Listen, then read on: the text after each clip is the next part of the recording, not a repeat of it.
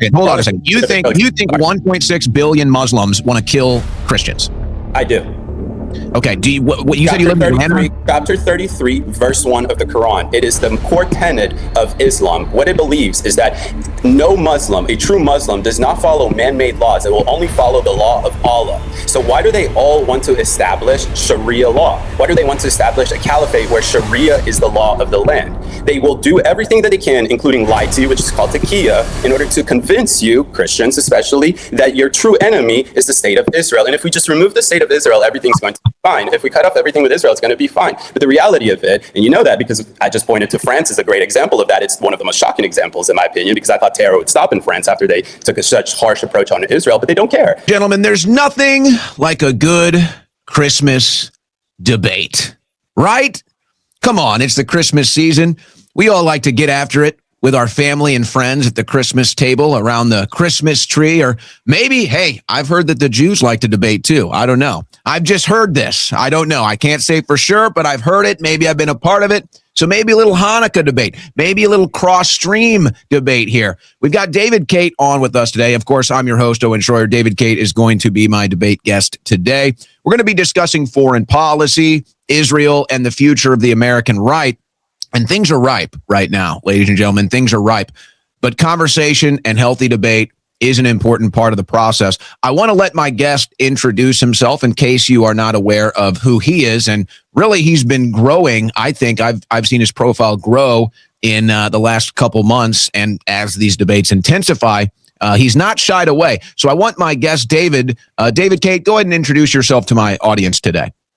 Thank you so much, Owen, for having me on. First of all, I'm always down for a good, healthy debate. And you're right. What a great intro with that. Jews need to do something on Christmas besides eat Chinese food. And we're not a bunch of Muslims either that go around burning trees. I literally just did a video about what do Muslims do on Christmas, which you should go see for yourself. But all right, who had Muslims under 90 seconds? Cash it in under 90 seconds. We got a bingo card for quote unquote Israeli influencers. That's what they termed me this weekend at AmFest.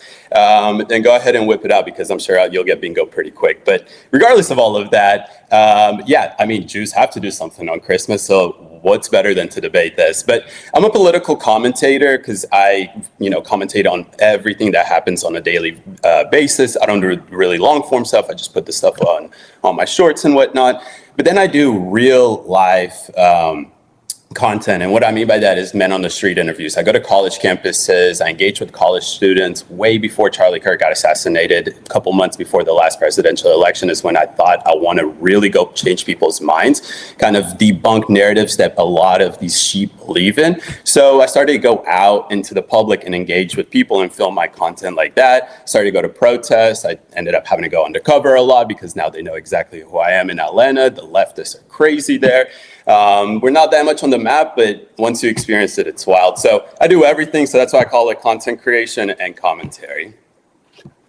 Well, I know all about that world. And, maybe this is a good place to start. We can talk about AmFest. Got a lot of publicity. You could say it was controversial, perhaps, maybe the most controversial AmFest. I don't remember such controversy surrounding an AmFest. You were there, though. What was the experience like for you? And we'll kind of go from there and maybe talk about what the future of the right is, because it does appear that TPUSA understands the incoming debate, the incoming split that I think is about to happen if it hasn't already. Yeah, unfortunately, I can't really compare it to anything because this was my first AmFest. It was my second Turning Point event. I went to one earlier this summer. And I'm kind of new to the political scene, if you'd say so. But one thing that I think you nailed right away is that Turning Point is open to the criticism, or maybe a better word is to the reality of what's happening on the conservative right, is that there's a split over a specific topic, or better yet, a not so much a topic, but yet a foreign policy on a position on foreign policy. And if Turning Point is going to be the leader of the conservative movement and kind of building this grassroots idea of what is the perfect conservative candidate, then they should be open to hearing all the criticism there is. So that's why I'm thankful that we have Turning Point actually allowing debates to happen. That's what I saw during the summer when there was Dave Smith versus, I can't remember who was the pro-Israel guy. Josh Hammer. Josh Hammer, there you go. And I saw the same thing this time, right? They didn't deplatform somebody. They didn't cancel somebody just because they have controversial views or opposing views. They may have not invited somebody like, let's say, Candace Owens, because they completely don't want to, let's say, platform those ideas, but they're not going to shy away from platforming somebody like Ben Shapiro, or on the other side like Tucker Carlson, simply because either one of those ideas are unpopular, let's say with the donors or with what's going on in the conservative base right now. So that's for sure really good to see. I was kind of surprised with the straw poll, and you can't really judge too much based on a straw poll, but there was a question that they asked, what are the views on Israel? And they broke it down to three interesting categories. It had me really think a little bit more about, in general, how we frame the discussion about Israel, but it was a question about how do you view Israel, whether it's a top ally, one of many allies, which is an interesting option to give people, or not an ally at all. And attendees, over 30,000 voted on this straw poll, said that it was about 13% of them said that, no, it's not an ally at all. A third of them said that it's a top ally,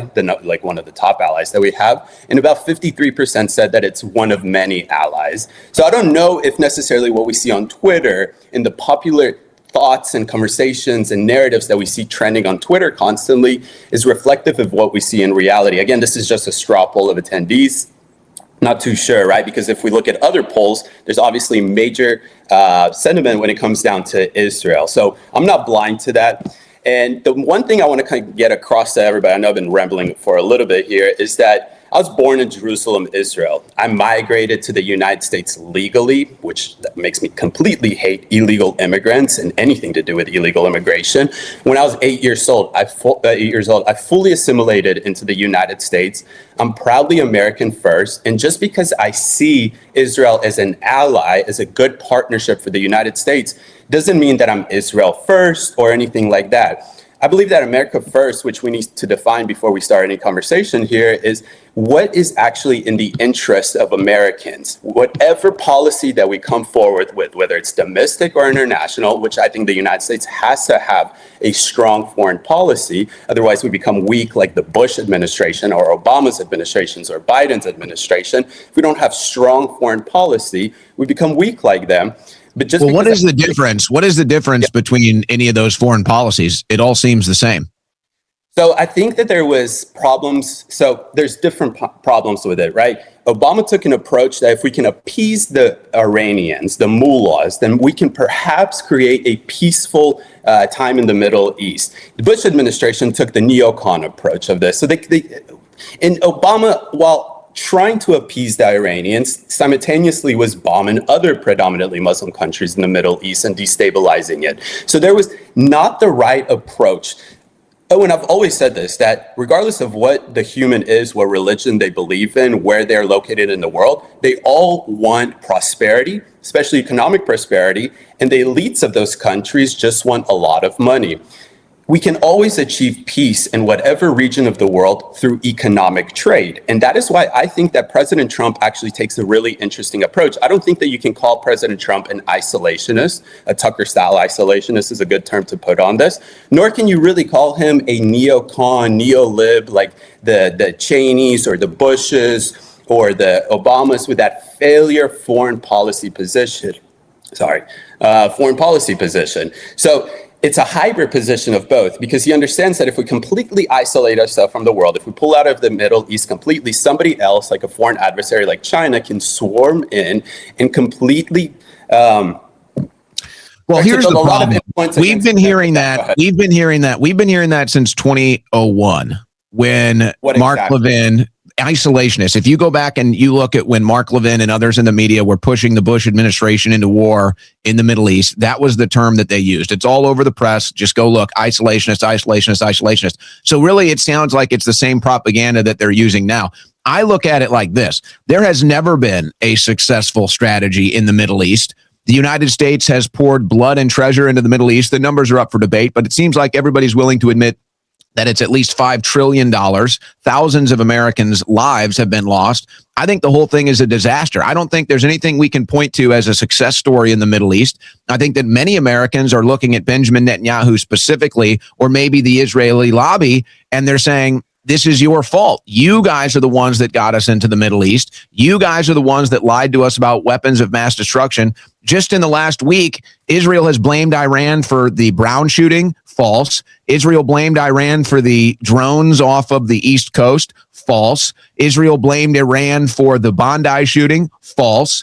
And so it seems like we keep getting lies from our greatest ally that continue these wars in the Middle East, which if you look at what's going on right now, the only benefactor is Israel. And as we're talking right now, they are currently in the process of bombing 7 different countries. They're taking land to the north, the south, the east, the west. I don't want anything to do with it. I don't want my tax dollars have anything to do with it. If Israel wants to do that and deal with its neighbors, then fine, they can deal with that. But from me and America First perspective is I'm done, I'm out, defund, decouple. And I think that most Americans agree with me now. And I know that we can talk about the poll from Turning Point USA. I'm not sure how much I buy into it, especially if it was on a beeper. People might have been a little intimidated to give their truthful answer. But I just think that... I don't know. Do Americans carry beepers suddenly? Well, I don't know. I wasn't there. I don't know what they were voting on. I'm being facetious, obviously. I'm kidding. So first of all, Owen, I agree with you because everything regarding the past, all the foreign policy approaches that we've taken, whether it's Republican administrations or Democratic administrations, are complete failures, especially when it comes down to the Middle East. But it's not necessarily exclusive to the Middle East. You can look at Africa, how much money we poured into Africa, and we didn't build any infrastructure for them to actually have an economic trade with us. Rather, China is doing exactly that now and is succeeding to gain influence over that region. Same with Latin America and South America, which is why I actually strongly support President Trump's. I wouldn't have supported it without this, but it kind of unleashing the Monroe Doctrine, the Trump-Roe Doctrine, I'll call it, on our side of the hemisphere. But anyways, to get back to the Middle East, I completely agree with you, but that doesn't mean that we need to suddenly become quote unquote isolationist. I hate to constantly use that term, but to completely abandon the Middle East and any interest that we have in the Middle East. Surprisingly to you probably, is I completely agree with you on another point, is that we need to cut all foreign aid to Israel. There's no reason why we need to give any aid to Israel when it comes down to giving them any actual monetary money. Do I think that, well, let me ask you this. Do you think, though, that in a relationship with Israel, we don't give them any money? Can we still allow them to buy defense from the United States in order to protect themselves in the cases when Islamic Jihad, like the Palestinian Islamic Jihad or Hamas, launches rockets from... I live in Atlanta. We have a city called Buckhead. It's the same thing as if Buckhead was shooting missiles at Atlanta. So there needs to be some kind of protection. Do you believe that the United States in that case can still supply Israel with defense, military defense, so they can protect themselves? No foreign aid whatsoever to them. When you're talking about arms sales, that's a little different. You're getting into, you're weighing, I think you're weighing your morals versus your commitment to capitalism. I don't know. I don't know about that one. I would say as a capitalist, we should let our American companies sell weapons to whoever they want. Or maybe the better answer would be the U.S. government has no involvement. And so if our weapons manufacturers and contractors want to sell defense weapons to Israel or Qatar or Saudi Arabia, I would say the U.S. government should have nothing to do with it. Now, if one of those companies decides they want to make a political statement and they say, okay, I'm not going to sell to Israel, I don't like what they're doing in Palestine, or I'm not going to sell to Qatar for this reason or Saudi Arabia for that reason, that's how I think a healthy free market would work. Now, my guess is that the defense contractors and the weapons manufacturers probably aren't going to decide to take any moral stands. That doesn't really seem like the business. They're not in that business. Yeah, so I don't really think that would be a problem. Yeah. And I think really the general stance, for me, America First is cutting all foreign aid and getting out of all foreign entanglements. And I think that the problem that we're having right now, and when I talk to my other Jewish friends about this, I try to emphasize this point, but I would ask you the question: Do you think that because you were born in Israel and you do have ties to the land and the people there more so than I do, obviously, or most Americans, do you think that you have a bias on the situation? Do you think that you have something? I don't even think it's a bad thing. It's just that's Absolutely. your life. I sure do. That's why when I go to college campuses and I do the debates, I kind of tend to stay away from debating Israel for the fact that I openly say is that I probably have a bias that blinds me from accepting certain objective facts, which is really hard for me to say as somebody that denies all the conspiracies that people like to spin or build their conjecture off of, because I do rely a lot on objective facts. So obviously, if I come from that country, I was born there. October 7th is something that impacts me more than it does just like objectively, right? It impacts me emotionally. So of course, when I have conversations about this topic, I'm not blind to the fact that I may have a personal bias that is tied directly to the country that I was born in. But to go back to the original statement that I had earlier, is that when I say that I support a certain country, I don't base that off my personal feelings and emotions. I can make the case to why in the position of America First, it does include a foreign policy that is consistent with having relationships with certain foreign countries that is in the benefit of American citizens. If I was born in Afghanistan, let's say, and there would be no way that I'd be making the case for you why the United States needs to have some sort of ally relationship with Afghanistan, because I don't believe that, one, their culture, traditions are compatible with the West, nonetheless the United States, but there's no actual economic benefit from Afghanistan unless you want to flood the markets with opiates here in America. Which is what they do, which is what we did in Afghanistan. So I'm curious then, I'm curious then, what do you think the benefit of our relationship with Israel is? Because I think this is the hardest sell right now. I don't think people believe there's a benefit. I don't think people are buying. Like, I see this return on investment stuff. I don't buy it for 1 second. It looks like a desperate plea. I look at it, and maybe I'll throw it to you like this. I believe that our relationship with Israel is actually detrimental. I think that whatever there is, whatever element of the radical Islamic world that there is, that has a generational hatred of Israel, and I think there's a lot of that in the Middle East. I think it goes both ways. There's a lot of generational hatred. It's taught into these kids. It's either taught when they're young, or one of their family members dies when they're young, and so they come up like that. I think it's all bad for America. I think it's all bad to bring that hatred here. And I would say that the reason why radical Islam targets America is because we protect Israel, and that's who they view as their enemy.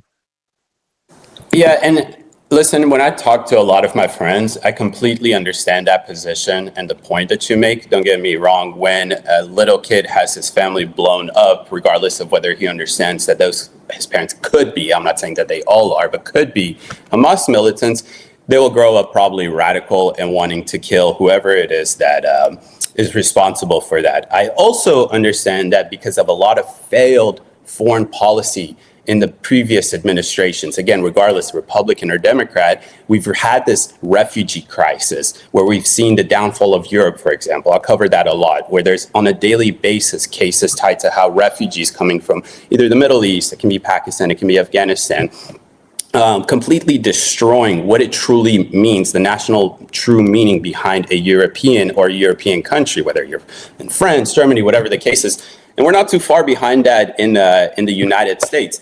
But the case that I want to make is that it seems like the targeting Western values, and not so much just modern Western values, but whether that is Protestant or traditional Christianity, started way before even the concept of Zionism. So nonetheless, the state of Israel was even part of anything in the Middle East, before even the United States has any entanglements overseas, even nonetheless in the Middle East. And of course, I'm talking about the Barbary Wars, where Islamists would capture the United States ship. Let's try to stay at least in the 20th century. Just do me a favor. But the argument that I'd like to make is that it doesn't make sense to make the statement that suddenly we're seeing the rise of radical Islam directly tied to the state of Israel, or even the concept of Zionism. I'm affording you even 50 years before the state of Israel. It seems like there's always been a hatred rooted in a religion, and I'll explain why. I kind of read the Quran a good bit, as much as I hate to.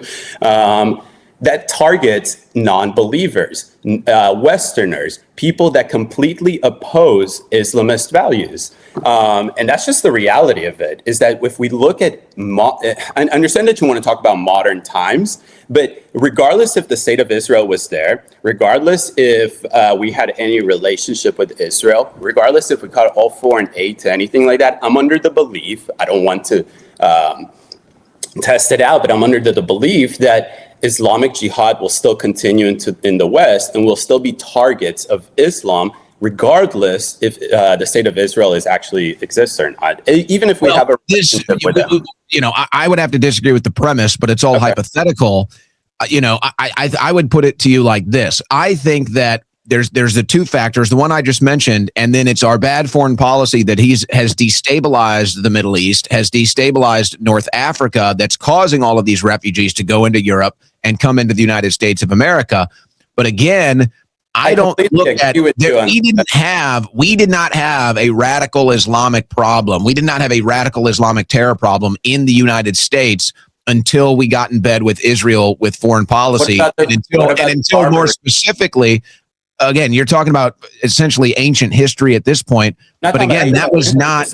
This is 250 years ago. This is after the establishment of the United States. 250 years ago. So we're talking how many generations? Owen. Talk about today. Owen, people like to make the argument that this was just targeting economic trade. I understand that position, but if you actually look at the scriptures that the quote unquote Islamic pirates were writing at the time, they were saying that we are targeting these individuals on the behalf of Allah. And if you look at chapter 33, verse 1 of the Quran, how would a barbary pirate even know? How would a barbary pirate even know what's going on in America? There's no internet. There's no TV. Why Muslims target the West, regardless of if we have a relationship with Israel or we don't. For example, I'll ask you, France was ready to recognize Palestine as a state. Why are there still terror attacks, or why are there Islamic cell terrorists in France? They fully want to recognize Palestine. Why is that the case? They want to cut off everything with Israel. Why are they still going to pursue French citizens? Why do they want to commit terror in France? Okay, I would say that's a cultural issue. I think what you have is you're inserting. Right? What's that? It's a religious issue. It's not a cultural issue. It's a religious issue. They are taught to hate non-believers. Hold on a second. You think 1.6 billion Muslims want to kill Christians? I do. Okay. Do you? What you said you live in Atlanta? Chapter 33, verse 1 of the Quran. It is the core tenet of Islam. What it believes is that no Muslim, a true Muslim, does not follow man-made laws. It will only follow the law of Allah. So why do they all want to establish Sharia law? Why do they want to establish a caliphate where Sharia is the law of the land? They will do everything that they can, including lie to you, which is called taqiyya, in order to convince you, Christians especially, that your true enemy is the state of Israel. And if we just remove the state of Israel, everything's going to be fine. If we cut off everything with Israel, it's going to be fine. But the reality of it, and you know that because I just pointed to France as a great example of that. It's one of the most shocking examples, in my opinion, because I thought terror would stop in France after they took such harsh approach on Israel, but they don't care. Seriously, they don't care. Why do Pakistanis, for example, on Christmas gatherings go and bomb churches? What do Pakistanis have to do to kill a minority religion in Pakistan? Well, they shouldn't be in the countries. And so it goes back to the bad foreign policy that destabilizes these regions. These bad foreign policies destabilize these regions, and they wind up in Western countries. They wind up in Europe. They wind up in the United States of America. This isn't like refugees who are suddenly Christians in Pakistan. Pakistan is a predominantly Muslim country, and there are Christians that, of course, live there. They're very much so suppressed. They have almost no way to celebrate Christmas, but the few times that they actually are permitted by the government to get a permit to celebrate Christmas, hooray, thank you, the government, for giving me the right to practice Christianity. Guess what happens? Islamic Jihad targets them and blows up a church. That happened in 2017. I just feel that your generalization Pakistan here, has nothing to do. Here's the problem. Owen, I'll just say this: Pakistan has nothing to do with Israel. They hate Israel. They denounce Israel. They announce Pakistan as Palestine as a state. Yet we see that in Pakistan. The reality is, the argument should not be centered around Israel. I completely agree with a lot of points that we make, right? I think a lot of people, when they first have that conversation with me, they are surprised. I don't like AIPAC. I don't like any foreign lobby groups. I think they should all be banned. I don't want foreign aid to be going to Israel whatsoever. But we need to be realistic with the threat to the United States and the West, and that is Islamic Jihad. And it's not because of Israel. Yeah, I just don't think it holds water. Why is it that Saudi Arabia is trying to westernize? Why is it that Qatar is trying to westernize? They just had a World Cup, and Muslims didn't go around killing Westerners that were there. Saudi Arabia has built a golf league. They've built a soccer league. Cristiano Ronaldo goes down there. They're not trying to kill the Westerners. They're not trying to kill the whiteys and the Christians that go hang out there. So really, the argument just doesn't hold water. Muslims, the average Muslim is not trying to kill a Christian. They're not trying to kill anybody. And if you want to start getting into religious doctrine, that goes both ways. That goes both ways.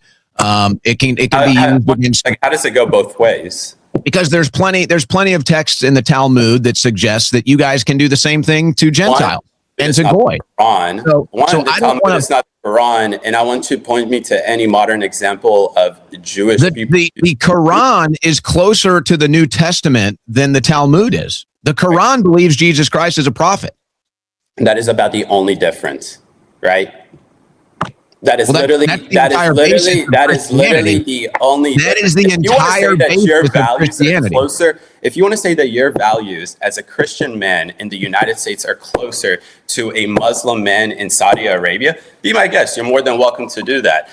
The reality of that is that it's completely not true. Because again, no, that's not what happened. I didn't say that. I did not say that. No.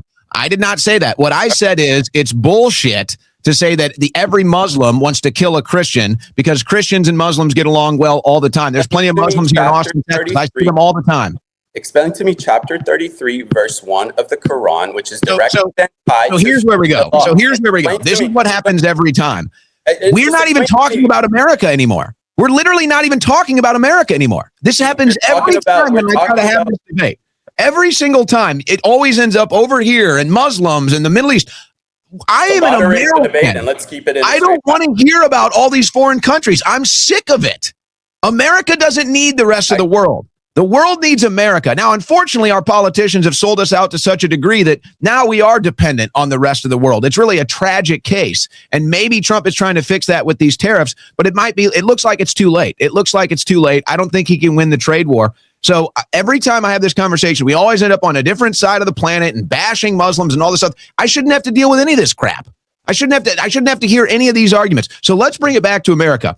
Sure. So two characters that were not at the TPUSA event, Candace Owens and Nick Fuentes, but Nicki Minaj was. Who do you think is closer politically to conservative values, and who do you think has more weight in right-wing politics? Nicki Minaj, Candace Owens, or Nick Fuentes? Who has more weight? Probably Nick Fuentes. But again, it doesn't. Do you believe in borders? Yeah. Okay. Just because somebody benefits your country. Let me rephrase this a little bit better. As a conservative, I draw borders within what I believe creates a conservative value. So you gatekeep? I don't gatekeep. I believe that you gatekeep. No. Can I finish? Let me just finish, and then you can say that I gatekeep, right? I believe that I have certain conservative values and traditions, and I want to draw the line where I personally believe those aren't traditional conservative values and traditions. So whether I want to invite somebody to my party doesn't really matter to me whatsoever. I think that the beautiful thing about the American right is that we should be open to anybody. We should voice anybody, regardless of how crazy of an opinion that they have. Is it effective? I don't know. That's something that is subjective and we can have an argument about.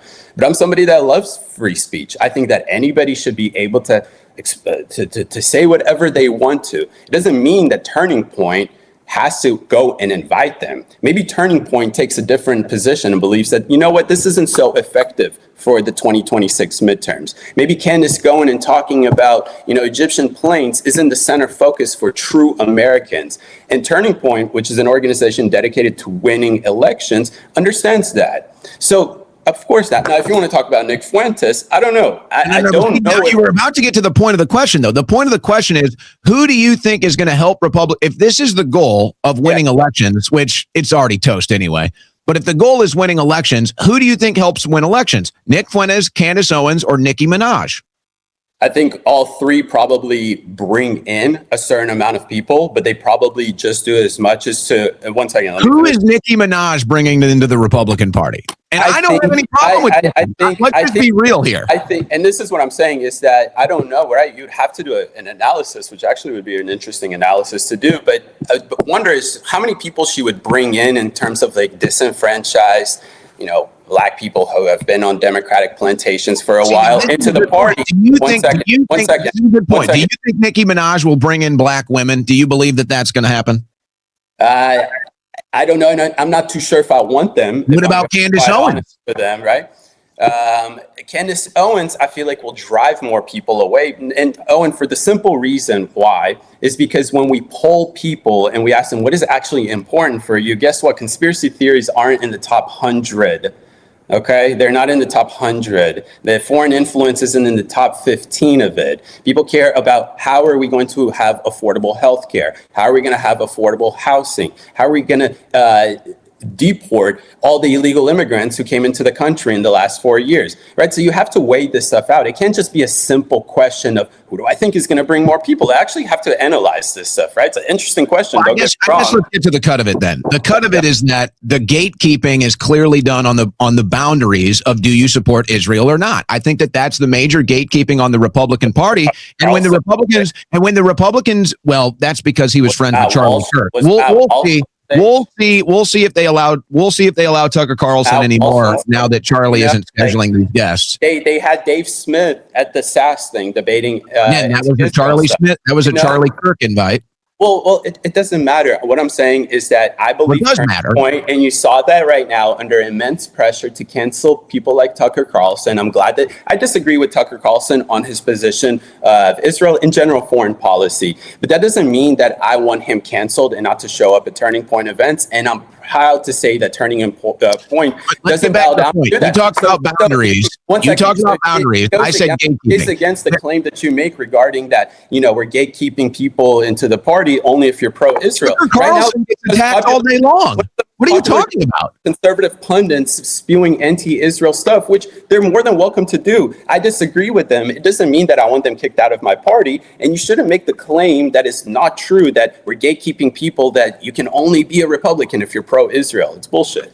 You're denying that there is a gatekeeping factor in right-wing politics, that if you don't support Israel, they will not let you in. What is the number one podcast right now? The number one podcast? Yeah. What does that have to do with Republican Party politics? Oh, you said sorry. Republican Party politics. I think he said like media stuff like that. Like you're talking about like congressmen and like becoming a politician. The main thing in order to be a successful Republican candidate is for you to have a pro-Israel sense. Is that the idea? Yeah, that's what's happening. That's what I'm telling you. The number one gatekeeping factor in Republican Party politics is, do you support Israel or not? And if you don't, you see what happens. AIPAC comes after you. Now Trump comes after you. Do a better job of convincing people that they need to be anti-Israel and that we need to separate away from Israel. Oh, it's done. It's over. It's already done. The Republicans are cooked. They got in bed. This administration got in bed with Israel. They're going to lose the midterms. Finish what I was saying. The reality of it is that you still have a large portion of Republicans, if you ever leave X and you see it, that don't necessarily hold a position of anti-Israel. So when you put James Fishback is a great example of this, right? I thought, man, he might pull a good amount of Floridians because he's kind of have this Nick Fuentes approach to foreign policy, which is stupid for a governor race, but whatever. I thought maybe, it looks so popular on X, but then when we poll him, he gets 1% with Republican voters, not all voters, we're the Republican voters. It's not because we're gatekeeping or anything like that. It's just that the reality of it is that what you see on X is probably not so much the reality when we see in a voter, right? I mean, what is the excuse of being anti-Israel? So what is the excuse going to be? What is the excuse going to be when Republicans lose the midterms? Okay, so I talk to college students a lot, and not just college students, but then I do a lot of these street interviews. If you just check my Instagram and stuff like that, you see I literally do it on a daily basis across the country. Nobody cares about that, Owen. What we see on X is not what an average American voter cares about. Why did Mamdani win in New York City? Not because he said, I'm not going on an Israel trip. It's because as stupid and as unrealistic his solutions are, it's solutions. He centers his entire policy, his campaign, on policies that are solutions. They're garbage solutions. They'll never work. They will destroy New York City. But there's sheep in this world that buy the idea of solutions. Republicans don't have any solutions. They don't have solutions for healthcare. They don't have solutions. Well, how can they? How can they when they're prioritizing Israel all day long? They've got solutions for Israel 24/7, and that's it. There's no solution for Americans because they're prioritizing Israel. Can we first of all agree that Republicans are not offering solutions? It doesn't matter why. We can establish. It does matter why. It absolutely no, 1 second. matters. We're about to discuss why, but it doesn't necessarily just for the sake of agreeing on something, right? Like we can agree that Republicans aren't offering solutions for things that are important for us as Americans domestically, right? All the things that I just named. That is why we're successful. Why is that? Because they're obsessed with Israel. Because Marion Abelson runs the White House. Because Susie Wiles works for Netanyahu. Because Netanyahu is coming back to D.C. later this month to try to convince another Iran strike. Do we agree on that? We agree that Republicans just don't offer solutions right now. Right, we can discuss why in a second. They do offer solutions. They offer solutions for Netanyahu's problems. They offer solutions for Israel's problems. They offer solutions for Jewish problems. Okay. So, and Speaker Mike Johnson, he goes in front of the camera and he talks about legislation that they passed in the House. He did it on CPAC. I can't remember how many weeks ago. How many times did he mention Israel? I don't know. What does that have to do with this? Right. The idea is that it's very easy to afford blame to Israel and say, well, the reason why Israel.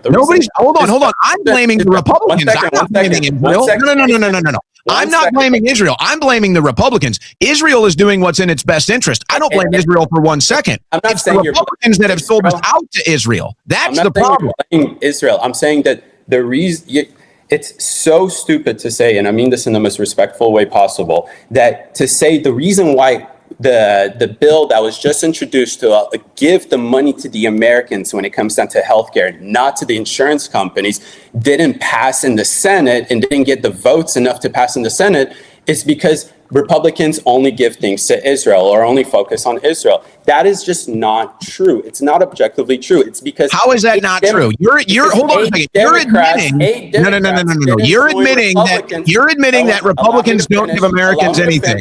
Allow me to finish. It's because 8 Democrats didn't join Republicans in passing a piece of legislation that would have helped Americans and is in high demand from Americans when we ask them, what would you want to see as affordable health care? Certain subsidies, more affordable care subsidies, or would you rather have the money as yourself and you decide what to do? They're saying, give us the money, and 8 Democrats aren't voting for them. It's not because Republicans are too focused on Israel and given it's the reality of the political arena. I agree with you that nonstop, they can get together and pass legislation, whether it's a couple billion there or a military aid there and stuff like that for Ukraine, Israel. I get that. That is the problem with the establishment class. But the reality of it is that doesn't hinder the individual's ability to pass legislation that helps us as Americans. You have to cover it objectively like that, Owen, because that's the reality of it.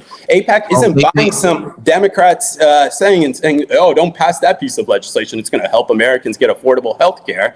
Like, that's just the reality of it.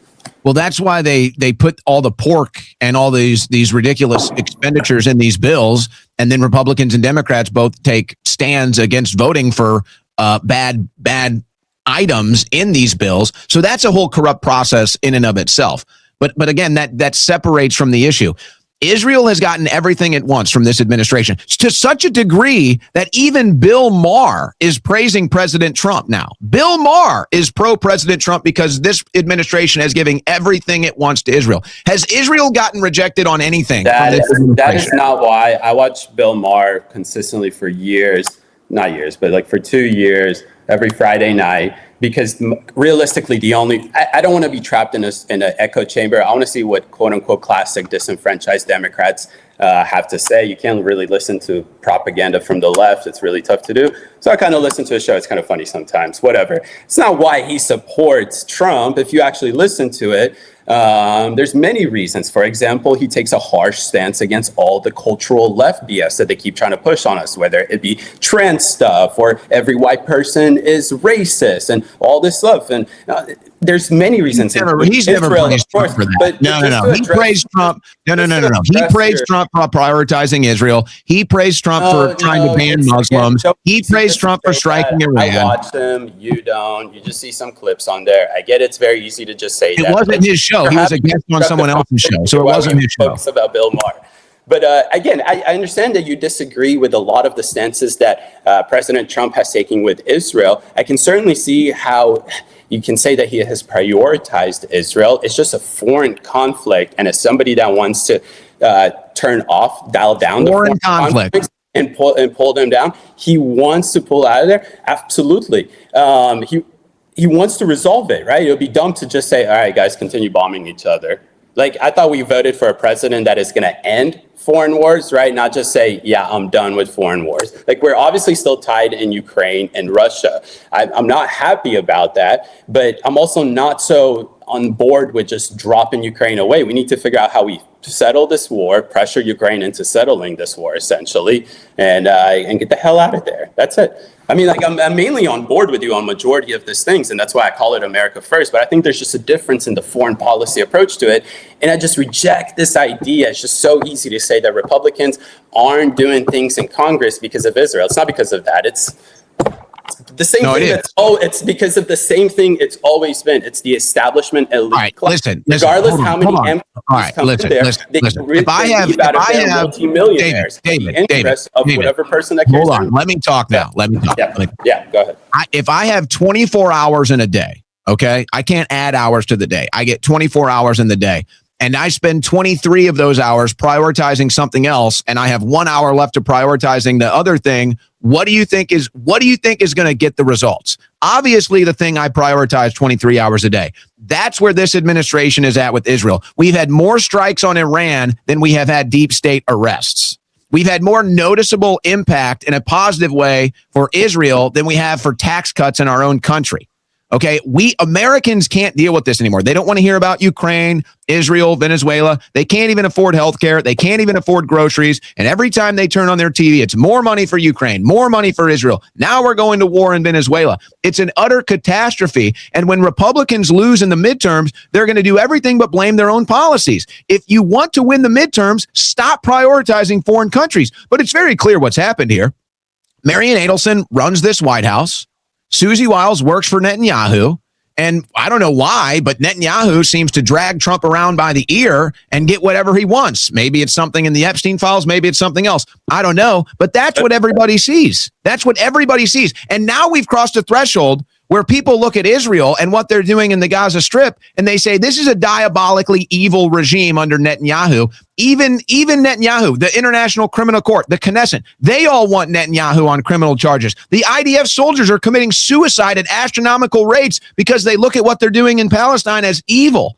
And we're continuing to support that. That's why Republicans are going to lose the midterms, not because of anything else. They prioritized Israel. And you can try to pretend like that's not the case, but it's all going to happen in the midterms. And then the Democrats are going to run on the anti-Israel ticket and probably get a bigger turnout than they've ever had.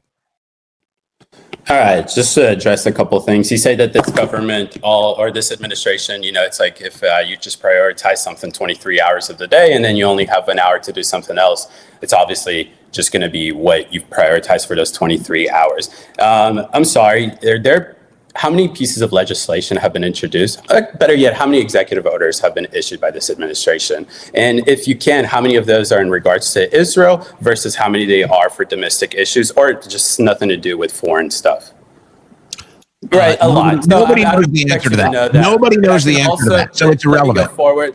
This is a straw man. The government shutdown was because of Israel. right? Congress couldn't legislate, and we were all shit out of luck, and there was impacts on actual average Americans because they couldn't decide Israel, or is it because the Democrats didn't want to let go of subsidies for illegals when it came down to healthcare? It's exactly because of that. The other thing is that you gave me two And yet things. foreign aid never stopped. And yet the government was shut down and foreign aid never stopped. You mentioned two things that this administration has done that is directly tied to Israel. I can name you a ton of different pieces of legislation that have turned into law, or things that this administration has achieved that is in the benefit of American citizens that are completely domestic things, whether it is the tax cuts, whether it is no taxes on overtime, whether it's no taxes on the non-unemployment, on the SSA checks that people get, on the and that no tax on tips, funding ICE to unprecedented levels than we've ever seen before. The reality of it is that this administration has prioritized the American individual as much as it can, and all you are sitting here and caring about is Israel, because yes, guess what? This administration believes that it's an effective foreign policy for them to occasionally support Israel. No, they're owned by the Israeli lobby. They're owned by the Israeli lobby. That's what it is. It's very disingenuous to sit here and say that this administration is Israel first and prioritizes Israel and doesn't do anything. He slaps Bibi in the face every time that they try to push anything regarding we're going to annex Judea and Samaria. And yet they're doing it. And yet they're doing it anyway. Even to the point of where a person that I've never really seen cuss before in my life, unless it's on a excess Hollywood tape, come out and say, fuck you. So it's the reality of it. If we're going to be saying that, Israel is this pimp and Trump is just this simp of Israel, then you need to try and make the case for it a little bit better than David. He says it himself. What are you? What delusional land are you thinking? Donald Trump literally says, "I'm the most pro-Jewish, pro-Israel president in the history of this country." And that multiple times. The stance he takes. You disagree with the stance. It doesn't mean he's bought. Again, do you think that I'm bought? What are you talking about? I'm the one that's agreeing with Trump. Trump said that. Do you think that I'm bought because I am pro-Israel? No, but I do think you're loyal to a foreign country. I'm not loyal to a foreign country. Again, I think that our relationship as a no, it's not. I think that us as a Are you an Israeli citizen? I am an Israeli citizen. Yes. So you have dual loyalties. You have dual citizenship. You have dual loyalty. And that is, I don't have dual loyalty. I just have two passports. You are. You defend Israel all day long. You're defending them this entire debate. I don't have this. I can criticize the government of Israel. I can criticize certain actions that Israel does. This idea of I have dual loyalty just because I have dual citizenship is ridiculous. Now, I'll go as far as saying, though, is that that's a perfectly reasonable conclusion to reach. I completely agree with legislation that has been introduced that if you do get another citizenship, that you completely remove your other one. I completely agree with that. And especially as politicians, they shouldn't be able to hold any office, as little as it is, if they're dual citizens. I completely agree with that. But let me ask you, would you renounce? Hold on. Would you renounce your Israeli citizenship? Yeah, absolutely. Okay, yeah. Why don't you?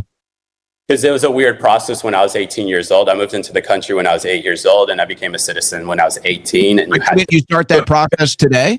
You had to do a certain thing. Yeah, I can go do that if I want to. I have no problem. I'll even do it if I really want to. Like, it's a non-factor. It's been a non-factor, but I have no problem. Tomorrow morning, I can even make a little video about it. That'd be interesting. You should. That'd be good for you. I'd like that. But again, the reality of it, when it comes down to it, is that just because somebody says I'm the best pro-Israel president that this country has ever seen, or me saying I am the most pro-Israeli conservative that there is, doesn't mean that I have unprecedented loyalty for it, or that I have just this nonstop, we have to do everything in benefit of Israel, actually being Israel first. It's just not true. I just believe that the United States, or within the position of America first, we need to have strong foreign policy, or we become either like the Obama administration or Biden administration, or we become disastrous like the Bushes and the Cheney's administration. We need to have an effective policy when it comes down to foreign entanglements or foreign relationships. And it doesn't mean that we need to just have billions of dollars flowing into countries just because we support them. Everything needs to be evaluated on the interest of Americans. We just disagree on what it is. Well, giving hundreds of billions of dollars in foreign aid doesn't benefit Americans. And that's the problem, especially now that the economy is really not doing well and Americans are living paycheck to paycheck. It's harder to get away with this stuff. And that's what people are noticing. Israel, how much aid do we give Israel a year? Hundreds of billions of dollars. Not during a war. During a war, it's about $10 billion a year. It's been like that for the last 2 years. I completely understand. That is ridiculous. It's usually $3.6 billion a year that comes from our defense budget. Owen, what is our defense budget in America? I know this whole argument, it's like 5%. No, let's just have the arguments, right? I mean, I want $0. I want $0 going to Israel. Do you agree? Should we give $0 to Israel? Yeah, I fundamentally agree, but I just want to say that it's ridiculous to say that $3.6 billion a year out of an $800 billion defense budget, out of a really. What is it? It's like one second. Out of a $3 trillion federal budget is the reason why Americans are living paycheck to paycheck. It's so stupid to constantly blame Israel or us giving money to Israel. Is the reason I'm not blaming Israel. No one's blaming Israel. I'm blaming our politicians. Our politicians did this. Exactly. It's because of the Green New Deal. It's because of garbage like that, of endless spending on incentives that prioritize bullshit liberal or sometimes neocon agendas. That's it. For you to sit here and say that that is the reason $3 billion a year going to Israel is the reason why Americans are living paycheck to paycheck, or why mortgage rates are where they're at, or why we are running out of affordable health care because of the stupid ACA is ridiculous, Owen. And I can't believe that. Listen to what I said. So you're not listening to me. What I said was you can't get away with that when Americans are living paycheck to paycheck. They don't want to hear about it. But here's the issue. Americans pay about 30% in taxes. 30% in taxes. That subsidizes the life for Israelis. We subsidize their education, we subsidize their health care, and we subsidize their military. And so you can talk about a percentage. You can talk about a percentage. What do you mean the proof? It's well documented. You can talk about a percentage. How do you think the city of Detroit, how do you think the city of Atlanta, how do you think the city of Chicago, St. Louis, how do you think any of these cities would feel if they got injected $3.6 billion into their metropolitan area to fix their bridges, to fix their safety? It was actually happening, Owen, but it's not actually happening. If you think that the defense budget money is somehow injected into Medicare in Israel, it is so stupid. Do you even understand? If I have a budget and then somebody adds to my budget, that gives me more budget to spend on other stuff, David. Owen, do you understand the type of foreign aid? Do you understand the type of foreign aid? This is the same argument that Planned Parenthood made. You don't actually understand anything when it comes down to the type of foreign aid that we give Israel. What form do we give aid to? In what form do we give aid to Israel? 90+% of the foreign aid that we give in Israel comes in what kind of form? If it's injected into Medicare and healthcare and education in Israel, you would have to have it in some sort of form that you can actually inject it in. How does 90% of the aid that we give to Israel every year, in what form does it come to Israel? So this is the exact argument that Planned Parenthood makes when they say, we don't use that government for abortions. You subsidize the entire operation so that they have a bigger budget to give abortions. Same thing in Israel. We subsidize the entire state so they have more money for their education and their health care than we do here. Okay, so you don't actually understand how we give them money. So almost 90% of the foreign aid that we give to Israel, and I say this respectfully because a lot of people don't know it, is all through grants. Right? So how does a grant work? When we issue a grant in the United States to somebody, how does that work? When we issue to Harvard a grant specifically for them to research, certain things, how does that work? That means are you arguing even better, if I get America a check? Huh? Are you arguing that Israel is paying back this money?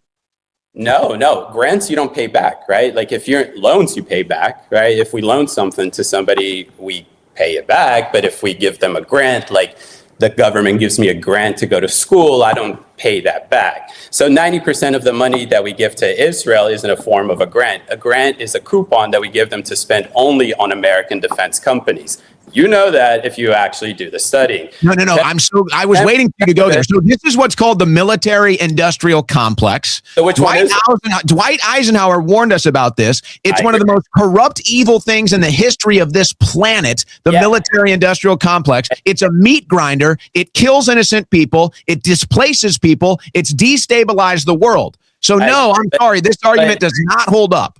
The No, military-industrial complex is one of the most evil, corrupt things this country does. You understand that $3.6 billion isn't going to Medicare and healthcare and No, because Israel doesn't have to spend. right? Now Israel, no. Now Israel gets to spend money on education and healthcare and not military. It's basic economics. They have a bigger budget thanks to our grants. It's like, okay, here's one. If I have $10,000 and I owe $5,000 for a semester, well, now I only have $5,000. But what if I get a grant for $5,000 for my semester? Well, now I've got $10,000 again. I can spend it where I want. That's what this is. So, yes, we do subsidize the entire country of Israel's healthcare and education because we give them money for their military. So, yes, they don't have to spend that money because we do.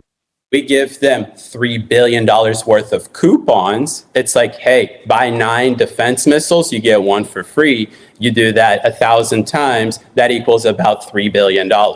So you're saying there's still... So it's a giant money laundering operation. How much money? So it's a giant money laundering operation for the weapons manufacturers and contractors. So do you like that? How much? That is how the military-industrial complex works. And then I'll just say that the people that work at Raytheon, Lockheed Martin, don't necessarily care about politics like that. They're average Americans. So if you want to strip away jobs from average Americans because you disagree with certain foreign policy positions, then you go ahead and go to those manufacturers in the middle of nowhere in Georgia. It's actually called Chumley, somewhere in Georgia, and you're more than welcome to tell them. And you're more than welcome. They do a lot more than weapons. They do a lot more. They do a lot more than weapons manufacturing. And now they're going to live even more paycheck to paycheck and even depend on the government some more. So the reality of it is that your entire argument. So then why not just give them the money then? Beautiful. So let's just cut Israel out of it and just give them the money instead. Beautiful. Great solution. Thank you. I love it. Can Israel still purchase military aid from the United States? They can use their own money. They can use their own money to do it. Do you know how much money they use every year? That's another fun thing to go look up later. But anyways, I think we agree on the law here. It's just that I think there's a lot of misconceptions, and hopefully I cleared those up. Like, we don't inject billions of dollars into Israel's government, so they subsidize healthcare, all this garbage stuff. The United States. Well, no, you didn't prove that at all. You completely disproved that. No, that's not what you proved at all. You proved because foreign policy. Okay, sounds good. Let me ask you a question, what do you think is the leading cause of anti-Semitism today? The same reason why we saw a spike in racism. Suddenly, when people start to call everybody racist, people are going to become racist, or we're just going to see a spike in it. So the reason why we see spikes in anti-Semitism is because people start to call everybody anti-Semitic. Same way the left, labels everybody racist and stuff like that. So it sounds like you're talking about the woke right. I think we define who the woke right's a little bit differently, right? It's like the woke left calls you racist, the woke right calls you an anti-Semite. I can see that, right? Because there is kind of like that same overlap there. But just to simplify it down, what I believe woke is, because it applies regardless if you're right or left, it's anybody that forfeits on their objective facts in order to constantly push their narrative or agenda. You see that with the left when they do that with transgenderism, right? You fully have to forfeit on all objective facts in order to say a biological man can be a woman. So you can find examples on the right. I'm sure we disagree on those examples of what people do in order to constantly push their narrative, and they'll deny all the objective facts or forfeit on them in order to maintain that narrative and position. That's why I say I think we think of who is on the woke right differently, but I don't really think of it as I can't just say here and be like, yeah, just because people calling each other anti-Semitic. I mean, people probably feel a little bit more emboldened that have always hated Jews to go and attack Jews. I mean, what can I do about that? Well, I think that I don't look at it as a who, I look at it as a what. So I say, what are core tenets of woke? It's name calling. Oh, you're racist. Oh, you're transphobe. Oh, you're anti-Semite. I also believe a core tenet of woke is having to defend death. So like transgender people killing themselves, abortion, or now, what Israel is doing in the Gaza Strip. You're always going to end up defending death on woke. I was just kind of curious on your stance on that. It looks like we may be more in line on that. Let me ask you this, though. Woke is Marxism. Do you think Netanyahu has been good for the Israeli people, or better yet, do you think Netanyahu has been good or bad for Jews around the world? So it's a loaded question. It's not a loaded question. Sorry, it's a tough question.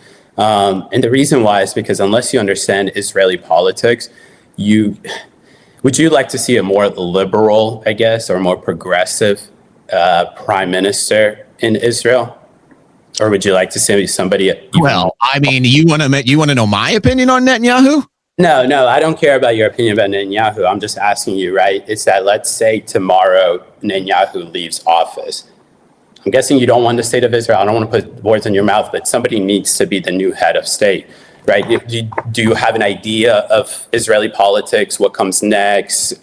If you don't, that's okay. But well, it looks like the liberal faction is growing, but Netanyahu is trying to continue these wars to stay in power. So the reality of it is that in the last 5 years, Israel had 6 elections where the liberals got together with. They've never done this before, but they got together with some interesting characters. They are very, very pro-Palestine in the movement, and they created a coalition to form the government. Well, they are the ones who tried to establish relationship with Gaza, permitting Gazans to come into Israel and work there. That's what Gazans used in order to map out all the kibbutzes around the area, so they knew exactly how to go through on October 7th. So it's a shitty position, because if you would kind of like mirror it to American politics, Bibi is like your failed Bush administration, and then your everything all the left that offers in Israel is like the failed Obama administrations that kind of did nothing but try and appease, kind of this appeasement of policy. So I always say, like, if people are very disappointed with Bibi, Israelis are disappointed with Bibi, there are things that I wish Bibi did different, of course, but I'm scared what comes after that, because it's either a more far-right government, I don't want that, or it's going to be these idiot leftists there, which is devastating for Israelis. You know, I thought at one point maybe Trump and his envoy had a chance to find a path to peace. And I'm not as invested in the region. I want out. I don't want anything to do with the region. You know, that's my hardcore stance. Maybe I'm considered an extremist on that or an isolationist. I don't really care. I want nothing to do with it. These holy wars have been going on for long before you or I were ever on this planet. And I anticipate they'll probably go on long after us as well. And maybe this is why you decided to find peace and prosperity in the United States of America, because you didn't want to deal with that the rest of your life. And I don't blame you for that. I'm just scared as an American that this is now coming to my country. And now I see it in the streets. I see people waving an Israeli flag, people waving a Palestinian flag in the streets of New York, Chicago, Florida. And I'm like, this is America. What are we doing here? If you're going to leave the Middle East, leave your hatred and leave your war with you. Here's a controversial one for you. Can I just, before you ask that, I just want to say that, do you not feel like Israelis assimilate much better into the United States than somebody coming from Afghanistan or Pakistan or Syria, right? Or Yemen, for example. And, I would say that. Or Somalia. How about that, right? I think that's a fair. I think there's a fair. If you want to do like a rating system or a ranking system of who assimilates and who doesn't.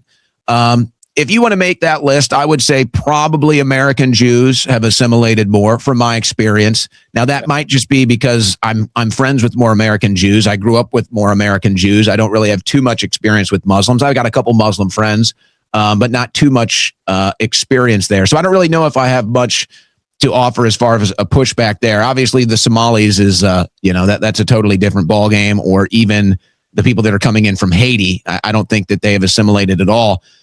So that is an issue. That's a policy issue where we've been way too lenient on immigration, and we've been way too lenient on refugees and asylum. So I really don't have a pushback to offer on that. But I will say this, even though we have Muslims that come here and make Islamic communities and kind of take over at the local level, and we are seeing that, I don't think there's any denial that American Jews have come in here and they've basically taken over the whole country. They run most of our media operations. Now they run all the AI, all the data centers. They own our politicians. They own our Congress. So, you can talk about them assimilating, but when you talk about the power structure, Israelis have moved in here and basically turned the United States of America and our Congress into one big giant slush fund for Israel. That, if that was true, we would take a little bit more than $3 billion. But let me just address a couple points. How about American lives lost in the Middle East? That is detrimental foreign policy by. And who influences that foreign policy? Who influences that?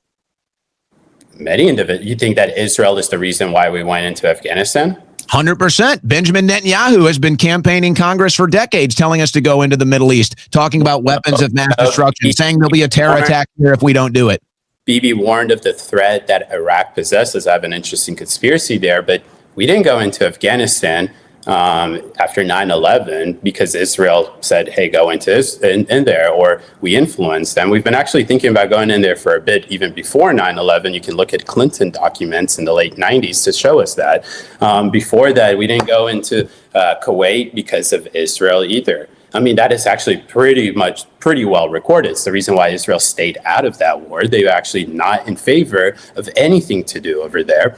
So but I agree with you in Iraq that, yeah, you had that Bibi come and say that there's weapons of mass destruction in Iraq. And I have a conspiracy about that, as much as I don't really dive into conspiracies, but it's not so true. But you said that Jews came from Israel and now they pretty much own America, or Jews live in America and now they, own America and stuff like that. I do agree with you that it's a disproportionate amount of Jews in terms of their population to positions of power, or like in media, for example, Hollywood, various institutions, big pharma and all that stuff. But, we have the same thing in prison when it comes down to black people. 13% of the population makes up 50% of the homicides. They make more than 50% of the individuals that are incarcerated. And you know what? Critical race theorists like Kimberly Crenshaw write in her book to me when I read it in my liberal school.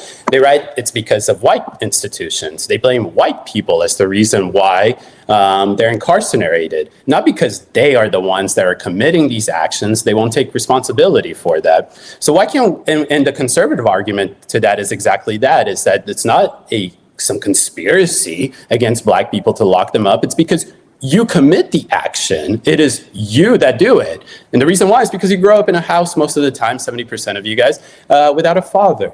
And when you get like 8 of your fathers coming in and out of the house all the time and you get raised by the street, you probably end up committing murders or some crimes. Jews, along with Asians and Indians, and I'm trying to get my white Christians on board with this, back to how it was before the civil rights era, prioritizing education and your family ends up being amazing for your future, to the point of where you end up sometimes making good decisions and, of course, landing good careers and jobs in powerful positions. I don't believe that there's some grand conspiracy by Jews to have possession of, otherwise they didn't include me, and I'm kind of pissed off if that's the case. But I believe that the reason that is the case is not because there's a conspiracy, but it's because they prioritize education, they prioritize family, and they've successfully landed these positions in life. Just like Asians, it's the same thing. We don't talk about Asian conspiracy in America. Indians pretty much are starting to do the same thing. Well, let's not act like Asians are trying to come to America and make sure that China is the number one benefactor, or Vietnam, or anywhere else. So that's the difference. But I will say this. I think that it's a fair commentary. It's a fair commentary, but let me push back a little. It's a fair commentary. Sure. Thanks. But the 2 points of contention, I would say, is that the one thing I do think there might be a little conspiracy, maybe not as, I don't know, if there's a conspiracy, it's about they have a loyalty to Israel that white Americans don't have. So I do believe that if you look at Larry Ellison, that's kind of a good case in point in everything that's going on right now. But I think what happens is if we're not looking at a conspiratorial angle as far as how do we end up here, I do think that when a Jewish American gets into a point of a position of power or CEO, they make sure that nobody else gets into that position that's not a Jew. And so I do think they act a lot more tribally than white Americans do.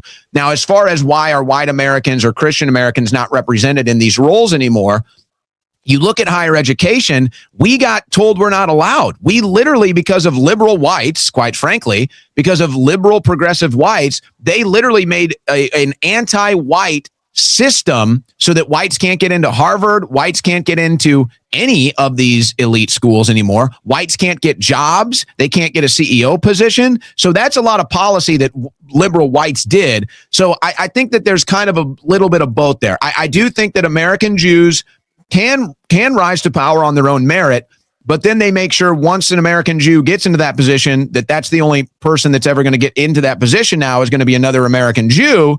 And they're going to make sure that their loyalty to Israel is still very prevalent as far as their politics is concerned. And an example of that would be like what? Like I'm imagining like a Larry Ellison is the perfect example. Larry Ellison is the number one donor to the IDF.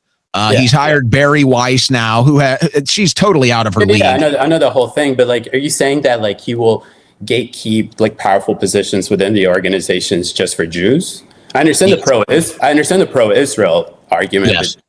but just for Jews, you think? Yes.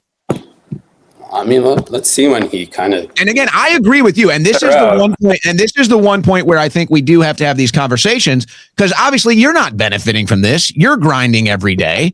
So there's a little of both worlds here. There's plenty of American Jews that are struggling out there, just like everybody else. It's not like every Jew is in on this. So that is a good point of clarification. But no, I do think that it's a much more tribal factor. If a white person becomes a CEO, they can't sit there and say, I'm going to make sure the next CEO is a white American. But if an American Jew becomes a CEO, they're going to make sure that the people that rise up the ranks are also American Jews. And that's wrong. It should 100% be always based on merit. And every example that you can point me to, I will happily denounce that and happily fight you with that. And we can even file civil lawsuits against them because they're in violation, or not just civil lawsuits, but you can file any lawsuits against them because that's in violation of our federal laws, right? There's various things like that, especially nowadays, right? When we completely threw away the idea of DEI or affirmative action and stuff like that. So you point me to that, I'll happily join you, and we can. So let's do this, because I got to get ready for my show, and this has been a great conversation. We need more of it.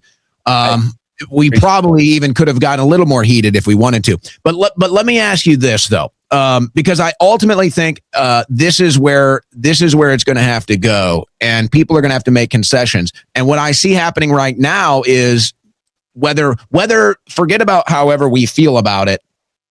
I think we both agree, maybe not, but I think we both agree that the Israel issue is becoming this inflection point in American politics. It's becoming a major split factor on the right. It's going to divide the right. I think that we're kind of seeing that process happen right now. And so you're seeing a lot of conservatives right now looking at the left, and they're willing to align on this issue, and they're willing to make concessions politically in order to deal with what they think is their biggest issue of foreign policy or Israel directly. So if you're looking at the American right, and you've got a major wing over here that they're however you want to put it, anti-Israel, want nothing to do with it. If there's a politician paid for by AIPAC, they're not going to vote. If they look at the Republican Party being pro-Israel, they're not going to vote Republican. Are there any concessions that the Israel lobby, are there any concessions that the American right can make on foreign policy or Israel to try to maintain a winning stance? I think it's probably already gone. But do you think there are any concessions? Because the way I see it going, the Democrats are going to win at least 2 election cycles. They're going to run on the anti-Israel issue. They're going to bring a lot of voters into that. I think that that's probably too late, but there's going to have to be an adjustment. Maybe there's time for the right to make concessions. Do you think there's any concessions that the right can make on foreign policy or Israel directly to try to maintain a winning stance in the midterms? Or is it just too late, or it's just too impossible because really, as long as AIPAC controls both sides of Congress, it doesn't really matter who wins? Yeah, it's a good question. I actually don't necessarily know, because I think that if Republicans just simply start to prioritize on actually codifying a lot of the executive orders passed and then passing actual immigration referendum, closing the loopholes for asylum seekers to come in here illegally and seek asylum, actually meaningful things that the American people voted for. And then at the same time, make slight concessions like, how about we start to give less and less and less funding to Israel every year to eventually to the point of where we're not doing it whatsoever anymore. I think that would be a very interesting legislation that Republicans can offer and pass as a plan or something like that. But I don't think that Americans really do care about Israel as much as we believe it is to be. I guess we'll start to see more polls as we get closer to the midterms. But I really do I do honestly do believe that if they prioritize on housing, healthcare, immigration, which is huge still for everybody, something regarding, let's say, what to do in terms of trade for the future. These things actually matter for Americans. I think we can actually win the midterms. I don't think it's going to be a landslide. I don't think it's going to be like a big gain or anything like that, but I think we'll end up having control of the House and the Senate only if they do that. if they want to start to do something on foreign policy in terms of Israel to appease a certain crowd, start to do that. Start to say, we're going to gradually let go of aid to Israel. I think that'll make everybody happy. I don't see a reason for AIPAC to exist at that point. And just to maybe end on this note, just for something for people to think about, really think about if you want AIPAC to sign up as FARA. I don't believe there's any reason for it to do that because there's no transactions that show us otherwise. But you do understand that if they do become FARA, that means that they can accept Israeli government. And that's I thought the whole point here is like that we don't want Israeli's government to influence our politicians and stuff. So, but yeah, that's about it. Yeah, I guess they just kind of look at it as the same body. And, Marian Adelson isn't really helping that with some of the comments, and Levin either. Well, this has been fun. There were some questions here in the Super Chat. I wasn't planning on taking Super Chats today, so if we do this again, maybe we can. But people in the Super Chat want to know about, the arguments between liberal progressive Jews and conservative Jews. And I always say it as a joke. If you see a liberal progressive Jew and a conservative Jew start to argue, just get out of the room, just leave. It's going to go on forever. But we'll give a shout out BA301, Thomas Jefferson, and Red Pill Science. I just didn't plan on doing super chats today, so I'm not intentionally trying to ignore you. All right, David, Kate, good conversation. More of this. It's okay to disagree. We're all humans. We all want to live in peace and prosperity. We have to have talks like this in order to better accomplish these goals. And I will say this will be my closing note. I think that we are in a generational turn right now. And I feel like the older generations are, whatever it is that's going on in their head with policy or the world order, I feel like they're going for broke right now, and they really don't care about the world that they're leaving us. And I don't really care if you're white, black, brown, Jewish, Muslim, Hindu, Christian. Eventually, we're all going to have to come together to fix this because they are just not, they're leaving us with a mess.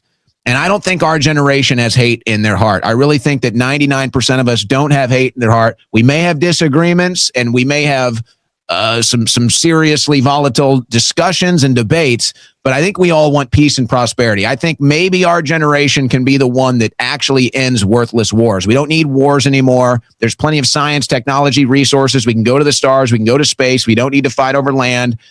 So I believe it'll be our generation to do that. I just hope that when we get through these next election cycles and, millennials and Gen Xers and Zoomers and such start to get to have their hay and make their case politically, that'll be the time where maybe we can finally come together for peace and prosperity. That's my hope. That's why I have these conversations. David, thank you for your time today. I hope people follow you on Instagram, on X, and stay safe out there, man. I mean that. Stay safe. I know it's crazy out there. All right. Keep your head on the swivel. Okay. Thank you so much, Owen. Appreciate it. All right, guys, I sign off for now. I'll be back in about an hour and a half to host the Owen Report.